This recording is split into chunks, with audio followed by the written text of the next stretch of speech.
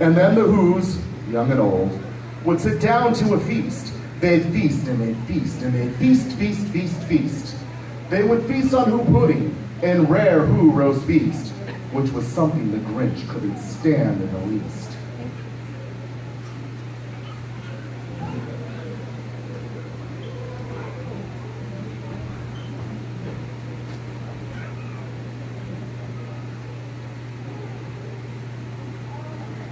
And then they do something he liked least of all. Every Who down in Whoville, the tall and the small, would stand close together with Christmas bells ringing. They'd stand hand in hand, and the Who's would start singing. And they'd sing, and they'd sing, and they'd sing, sing, sing, sing. And the more the Grinch thought of this whole Who Christmas singing, the more the Grinch thought, I must stop this whole thing. Why, for 53 years, I put up with it now. I must stop Christmas coming. From how? From how? But how?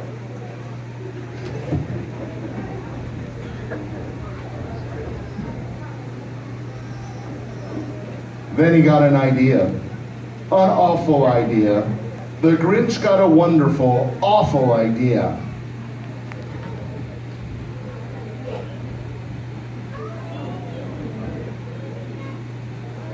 I know just what to do, the Grinch laughed in his throat, and he made a quick Santa Claus hat and a coat. And then he cluckled and chuckled, what a great Grinchy trick.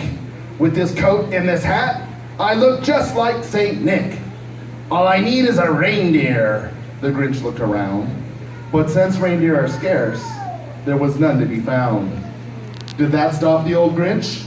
No, the Grinch simply said, if I can't find a reindeer, I'll make one instead. So he called for his dog Max. Then he took out some red thread and he tied a big horn on top of his head.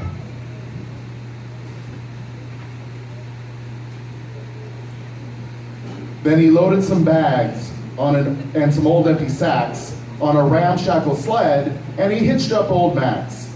Then the Grinch said, "Giddy up!" And the sleigh started down towards the homes where the Who's lay a snooze in their town.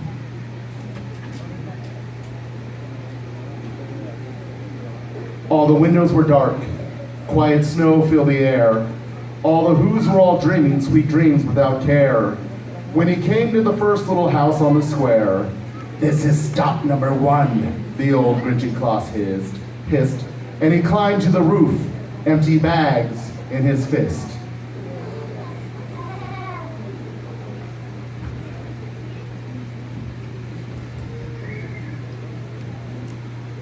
Then he slid down the chimney, or rather